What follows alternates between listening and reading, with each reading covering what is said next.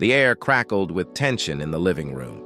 My wife, Sarah, sat across from our daughter, Emily, her eyes wide with a mix of fear and defiance. The scent of betrayal hung thick in the air, thicker than the jasmine incense burning in the corner. It had been a long day of discovering the truth that had ripped through my carefully constructed world like a hurricane. My wife, the woman I had loved with every fiber of my being, had been cheating. The news had come through a crumpled piece of paper, a forgotten note left on the kitchen counter. A love letter, addressed to a man named David, filled with promises and whispers of passion. Sarah, the woman I thought I knew, the woman who had sworn eternal devotion, had been carrying on a secret affair, a clandestine rendezvous that had been woven into the very fabric of our lives. And the worst part? My own daughter, my Emily, the girl who should have been my confidant, my ally, had been complicit. The betrayal was a double-edged sword, a wound that bled from both sides. "I understand you're angry, Dad," Emily said, her voice trembling slightly. She looked pale, the usual vibrant life drained from her eyes. "But you need to understand Mom's been unhappy. She said so herself, and I felt like I had to do something. David is a good man, Dad, a truly good man. He cares about Mom, and he understands her in a way you never have." Her words were like a sharp, painful blow. My heart throbbed with a fierce mix of anger and betrayal. How dare she compare me to this David, this man who had infiltrated our lives, this man who had the audacity to try and replace me in her heart. "Emily, how could you?" I choked out, my voice thick with emotion. "You're my daughter. How could you betray me like this?" "It wasn't betrayal, Dad," Emily insisted, her voice rising slightly. "It was an act of love. I love Mom, and I want her to be happy. David is the only one who can make her happy." The anger in me was like a raging inferno, burning out of control. I could feel my face flushed, my hands clenched into fists. I stood towering over my wife and daughter, feeling like a caged animal desperate to break free. "Don't you dare talk about love when you've just taken away everything I had," I roared, my voice a deep, guttural growl. "You've broken our family, Emily. You've broken my heart." The room grew silent. Sarah, her face pale and drawn, stared at the floor, her lips trembling slightly. Emily, her eyes filled with a mixture of fear and defiance, returned my gaze, her jaw set. I wanted to shout, to scream, to tear down the walls of the world that had collapsed around me. But instead I simply turned and stormed out of the house, my steps heavy, my heart filled with a bitter cocktail of anger, hurt, and betrayal. The air outside was crisp and cool, the scent of autumn leaves a welcome contrast to the stale air of our home. I walked for hours, lost in my thoughts, the pain of betrayal gnawing at my soul. I had been a fool, blind to the cracks in our marriage, to the discontent that had been festering beneath the surface. Sarah had been unhappy, and I had failed to see it. As the hours passed, a cold, calculating fury took hold. The initial shock and pain were fading, replaced by a burning desire for revenge. My wife had betrayed me, and my daughter had abetted her. They deserved to pay. They deserved to suffer. My mind raced, plotting, scheming. I had to be clever, to strike at their vulnerabilities, to inflict a pain that would be equal to the pain they had caused me. I would make them regret their actions. I would make them pay dearly. The first step, I realized, was to find out more about this David, this man who had stolen my wife's heart. I needed to know what he was, what he represented. What was it about him that Sarah found so irresistible? I returned home late that night, my mind still churning with thoughts of revenge.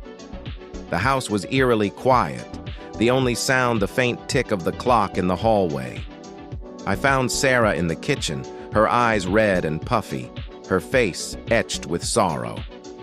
"I didn't mean to hurt you, John," she said, her voice a mere whisper. "I know I made a terrible mistake." I looked at her, the woman I had once loved, the woman who had been my partner, my confidant, the mother of my daughter, and all I felt was a cold, calculating rage. "You've already hurt me, Sarah," I said, my voice devoid of any emotion. "You've broken our family." She reached out to me, her hand trembling, her eyes pleading, but I pulled back, my gaze unwavering. "Don't touch me," I said, my voice cold. "I don't want your pity. I want justice." The following days were a blur of activity. I spent my time researching, digging into David's life, piecing together his past, uncovering his secrets. I discovered that he was a man of wealth and power, a man who had used his position to manipulate and control women, to exploit their vulnerabilities.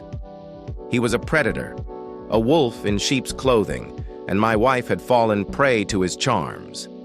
I learned that he was a shrewd businessman, a master of persuasion, a man who could talk his way into and out of anything.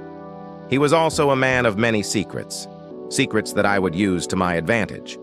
I would expose him for the monster he truly was. My revenge, I decided, would be a slow, deliberate process. I would unravel his carefully constructed facade, one thread at a time. I would expose him to the world, to his friends, his family, his business associates. I would make sure that everyone knew the true nature of the man who had dared to intrude on my life. The first step was to find a weakness, a vulnerability. I discovered that David had a gambling problem, a secret addiction that he had kept hidden from everyone. I obtained a video recording of him losing a significant amount of money at a high-stakes poker game, a video that would be enough to destroy his reputation. Next, I began to spread rumors, carefully crafted whispers designed to tarnish his image. I planted seeds of doubt in the minds of his colleagues, his business partners, his friends. I made sure that they all knew about his gambling problem, his tendency to manipulate and control women. The whispers grew into a chorus, a tidal wave of negativity that threatened to engulf him. His reputation began to crumble. His business faltered. His friends turned their backs on him. He was losing everything. Meanwhile, I made sure to keep Sarah in the dark. I allowed her to believe that she had made a terrible mistake, a mistake that would cost her dearly. I let her experience the pain of seeing the man she loved unraveling before her eyes, the man who had promised her happiness turning into a shell of his former self. I let her suffer, just as she had made me suffer. The culmination of my revenge came at the annual charity gala, a grand affair that David had been hosting for years. It was the night that he was supposed to announce his latest business venture, the culmination of years of hard work. It was also the night that I planned to expose him for the fraud he truly was. I arrived at the gala early, disguised in a dark suit and a fedora, my face hidden behind a pair of dark sunglasses. I slipped into the back room where the caterers were preparing the food, and I placed the video recording of David gambling on a table, hidden under a stack of linens. As the guests arrived, the room buzzed with anticipation. David, impeccably dressed, looked relaxed and confident, his eyes scanning the crowd. I watched him, a sense of satisfaction growing in my chest. This was it. This was the night he would fall. The gala began with a series of speeches, the usual pronouncements of philanthropy and business success. I sat in the back, enjoying the spectacle, my eyes glued to David. I could see the sweat forming on his brow, the tension tightening in his jaw. He knew that something was wrong, that his carefully crafted world was beginning to crack. Then the moment I had been waiting for arrived. David took the stage, a microphone in his hand, a smile plastered on his face. He began to speak about his new venture, his voice confident and assured. But as he spoke, I slipped into the back room, retrieved the video recording, and handed it to a nearby journalist. The journalist, a young woman with a keen eye for a story, took the video with a raised eyebrow. She recognized the scene, the high-stakes poker game, the man on the screen who had just lost a fortune. She knew that this was a story that would make headlines, As David continued his speech, the journalist slipped out of the room, her phone pressed against her ear, her voice urgent. She called the news station, the story breaking in real time. Within minutes, the entire room was abuzz with whispers. The news spread like wildfire, the video footage making its way onto social media, into every corner of the internet. David's world collapsed around him.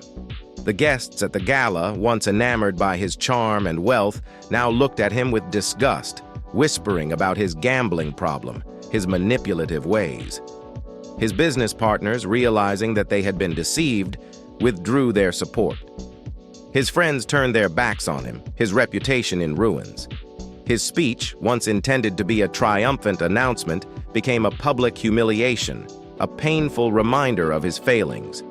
He stumbled off the stage, his face contorted in rage, his world crumbling around him. As the chaos unfolded, I watched from the back of the room, a sense of satisfaction washing over me. My revenge was complete. I had exposed David for the monster he truly was, and I had seen him lose everything he had worked for. Sarah, watching from the sidelines, was devastated. She had seen the man she had loved stripped bare, his facade shattered. She had witnessed the consequences of her actions, the pain she had caused both her husband and her daughter. As the gala ended, I found Sarah alone in a corner, her face streaked with tears. She looked up at me, her eyes filled with a mixture of regret and despair. "I'm so sorry, John," she whispered, her voice breaking. "I made a terrible mistake." I looked at her, the woman I had once loved, the woman who had broken my heart. I felt a pang of sympathy for her, a moment of compassion that I had thought was lost forever. "I know, Sarah," I said, my voice softer than I intended. "But you can't undo what you've done." She stood, her body trembling, her eyes pleading. "John, please," she begged. "I need you. I can't lose you." But I just turned and walked away. I had inflicted my revenge, but in the process, I had realized that I couldn't forgive her.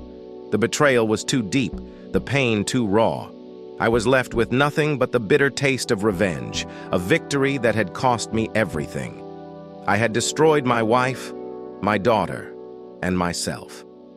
The world outside the gala was filled with the sounds of the city, the noise a welcome distraction from the turmoil within me.